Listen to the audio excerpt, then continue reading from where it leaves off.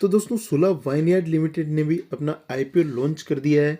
ये IPO open होने जा रहा है 12 दिसंबर से और इसकी जो क्लोजिंग डेट है वो 14 दिसंबर 2022 है। तो दोस्तों इस बीच आप इस आईपीओ में अप्लाई कर सकते हैं। लेकिन दोस्तों उससे पहले कंपनी के बारे में जानना जरूरी है कि कंपनी क्या काम करती है, कंपनी के फाइनेंशियल्स कैसे हैं, कंपनी जिस वैल्यूएशन पर लिस्ट हो रही है वो वैल्यूएशन सही है या नहीं है, कंपनी कहीं ज्यादा पैसा तो नहीं मांग रही। तो सारी डिटेल देखने के बाद ही हमें पता चलेगा कि आईपीओ कैसा है, किस वैल्यूएशन पर ये कंपनी लिस्ट होने जा रही है। साथ में हम ग्रे मार्केट प्रीमियम भी देखेंगे कि इस आईपीओ में कितना लिस्टिंग गेन हो सकता है, इस आईपीओ की ग्रे मार्केट में डिमांड कैसी है, और अंत में हम बात करेंगे कि इस आईपीओ में आपको अप्लाई करना है या नहीं करना। अगर अप्लाई करना है तो कौन सी स्ट्रेटेजी के साथ अप्लाई करना है ताकि आपको आईपीओ में अलॉटमेंट होने का चांस भी ज़्यादा हो और आप लिस्टिंग गेन का एडवांटेज भी ले सके। तो कंप्लीट डिटेल में इस आईपीओ का रिव्यू करेंगे, वीडियो में एंड तक बने रहे। सबसे पहले दोस्तों कंपनी की बेसिक डिटेल्स की बात करते हैं। तो कंपनी की शुरुआत हुई थी 2003 में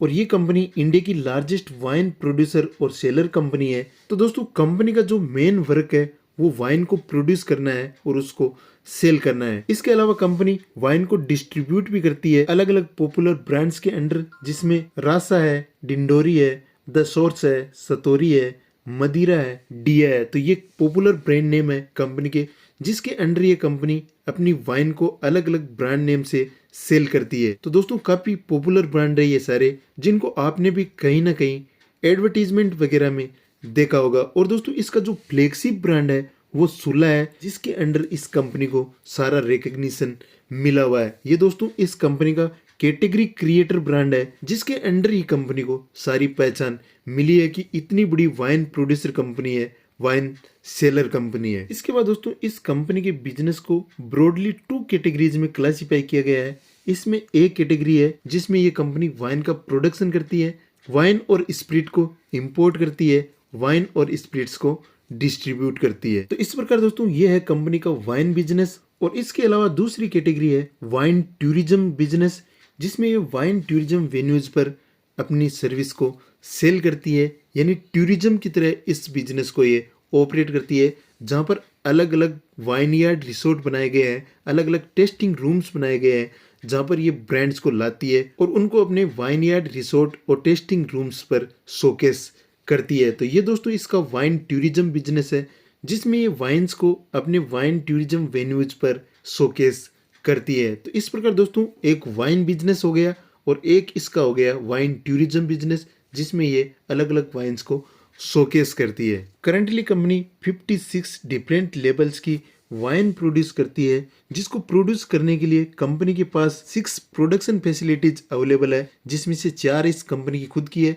2 लीज मॉडल पर है जो महाराष्ट्र और कर्नाटका में है। इसके अलावा कंपनी के पास लार्जेस्ट डिस्ट्रीब्यूशन नेटवर्क है, जिसके माध्यम से कंपनी 13,000 से भी ज्यादा रिटेल टच पॉइंट्स को कवर करती है पूरी कंट्री में। इसके साथ साथ कंपनी के पास स्ट्रॉन्ग D2C यानी direct to consumer selling channel है, वाइन टूरिज्म बिजनेस फैसिलिटी है नासिक और बेंगलुरु में, और कंपनी के डिस्ट्रीब्यूशन प्लेटफॉर्म में 50 से ज़्यादा डिस्ट्रीब्यूटर है, 11 से ज़्यादा कॉरपोरेशन है, 14 से ज़्यादा लाइसेंस रिसेलर है, 7 से ज़्यादा कंपनी डिपोज है और 3 डिफेंस यूनिट्स है। और इसके साथ साथ कंपनी के 23,000 से भी ज़्यादा सेल पॉइंट्स है। तो इस प्रकार दोस्तों कंपनी का जो डिस्ट्रीब्यूशन नेटवर्क है वो काफी स्ट्रॉन्ग लग रहा है, कंपनी की रीच काफी ज्यादा है और कंपनी का इंफ्रास्ट्रक्चर है वो भी काफी स्ट्रॉन्ग लग रहा है। इसके बाद दोस्तों सितंबर 2022 के अकॉर्डिंग कंपनी के एम्प्लॉयज की बात करें तो कंपनी में 141 के आसपास परमानेंट एम्प्लॉयज है। इस प्रकार दोस्तों ये है कंपनी की बेसिक डिटेल्स की कंपनी क्या काम करती है, कंपनी का इंफ्रास्ट्रक्चर कैसा है, कंपनी का डिस्ट्रीब्यूशन नेटवर्क किस प्रकार का है और कंपनी के कौन कौन से पॉपुलर ब्रांड है। इसके बाद दोस्तों हम आगे बढ़ते हैं और कंपनी की फाइनेंशियल रिपोर्ट देखते हैं कि कंपनी की फाइनेंशियल रिपोर्ट किस प्रकार की है। तो दोस्तों यहाँ पर आप देख रहे हैं कि कंपनी की जो टोटल एसेट्स 31 मार्च 2020 को 831.04 करोड़ रुपए थी, वो 30 सितंबर 2022 को 770.95 करोड़ रुपए रह गई, यानी टोटल एसेट्स में गिरावट देखने को मिली है, कमी देखने को मिली है। इसके बाद टोटल रेवेन्यू की बात करें तो 31 मार्च 2020 को 523.21 करोड़ रुपए की टोटल रेवेन्यू थी, जो 31 मार्च 2022 को 456.7 करोड़ रुपए की रह गई।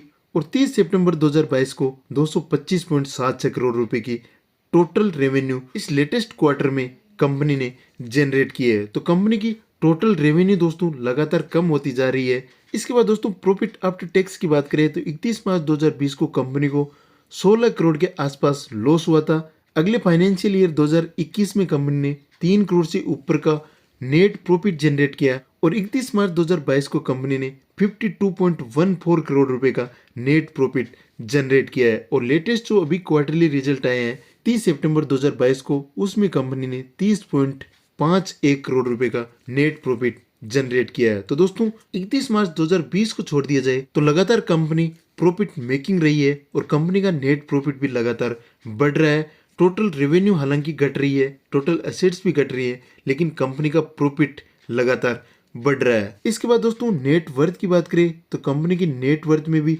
मिक्स रेस्पॉन्स देखने को मिला है। हालांकि पिछले 2-3 साल से कंपनी की नेट वर्थ भी लगातार बढ़ी है। इसके अलावा टोटल बोरिंग्स की बात करें तो 31 मार्च 2020 को 368.24 करोड़ रुपए की टोटल बोरिंग्स थी, जो 31 मार्च 2022 को घटकर 228.93 करोड़ रुपए की रह गई। और लेटेस्ट जो क्वार्टरली रिजल्ट आए हैं उसमें भी कंपनी का टोटल बोरिंग्स घटा है, 214.64 करोड़ रुपए है। तो यहाँ पर दोस्तों टोटल बोरिंग्स में भी लगातार कमी देखने को मिली है। कंपनी ने अपने बोरिंग्स को भी कम किया है। इस प्रकार दोस्तों ओवरऑल देखा जाए तो कंपनी की जो फाइनेंशियल रिपोर्ट है वो ज्यादा अच्छी नहीं है, लेकिन एवरेज फाइनेंशियल रिपोर्ट है। जिस प्रकार का ये सेक्टर है इसमें कंपनी की ग्रोथ अच्छी होनी चाहिए थी, लेकिन उतने अच्छे रिजल्ट इस कंपनी ने नहीं दिखाए है। हालांकि दोस्तों प्रॉफिट कंपनी का अच्छा है, बोरोइंग्स भी कंपनी ने लगातार कम की है। ओवरऑल हम बात करें तो कंपनी की फाइनेंशियल रिपोर्ट एवरेज लग रही है। इसके बाद दोस्तों कंपनी ने आईपीओ लाने का एकमात्र ऑब्जेक्टिव बताया है और इसमें कंपनी बता रही है कि ओपर फॉर सेल लेकर आ रही है। जो इसके एग्जिस्टिंग शेयर होल्डर है वो अपने शेयर को यहाँ पर सेल करेंगे और उसके माध्यम से कंपनी फंड रेज करने वाली है। तो दोस्तों ये इस आईपीओ के लिए बहुत ही ज़्यादा नेगेटिव पॉइंट है, क्योंकि यहाँ पर आपको बिल्कुल भी प्रेस इश्यू देखने को नहीं मिलेगा। और दोस्तों जिस आईपीओ में प्रेस इश्यू नहीं होता वहाँ पर आपको लिस्टिंग गेन होने के चांसेस भी बहुत ही कम होते हैं। उसका ग्रे मार्केट में भी डिमांड बहुत ही कम होता है। तो दोस्तों ये बहुत ही बड़ा नेगेटिव पॉइंट है इस आईपीओ के लिए कि ये पूरा का पूरा ओपर फॉर सेल है, यहाँ पर प्रेस इश्यू देखने को नहीं मिलेगा। इसके बाद आईपीओ डिटेल्स की बात करें तो आईपीओ ओपन होने जा रहा है 12 दिसंबर को और इसकी क्लोजिंग डेट 14 दिसंबर है। इस आईपीओ का जो प्राइस बैंड है वो 340 रुपये से 357 रुपये पर शेयर है। इस आईपीओ का लोट साइज 42 शेयर्स का है और यहाँ पर जो इश्यू साइज है वो 960.35 करोड़ रुपए है और पूरा का पूरा ये ओपर फॉर सेल है। इसके बाद इस आईपीओ की लिस्टिंग बीएसई और एनएसई पर होने वाली है। इस आईपीओ में क्यूआईबीज के लिए 50% का कोटा है, एचएनआईज के लिए यहाँ पर 15% का कोटा है और रिटेलर्स के लिए यहाँ पर 35% का कोटा है। तो यहाँ पर रिटेलर्स के लिए अलॉटमेंट पाना थोड़ा सा इजी हो जाएगा। इस आईपीओ का जो बेसिक अलॉटमेंट है वो 19 दिसंबर को होगा, रिफंड 20 दिसंबर को होगा, डीमेट्स में शेयर्स को क्रेडिट 21 दिसंबर को किया जाएगा और इस आईपीओ की लिस्टिंग 22 दिसंबर 2022 को होने वाली है। यहाँ पर इस आईपीओ में रिटेलर्स के लिए जो मैक्सिमम लॉट साइज है वो 13 है, जिसमें 546 शेयर मिलेंगे।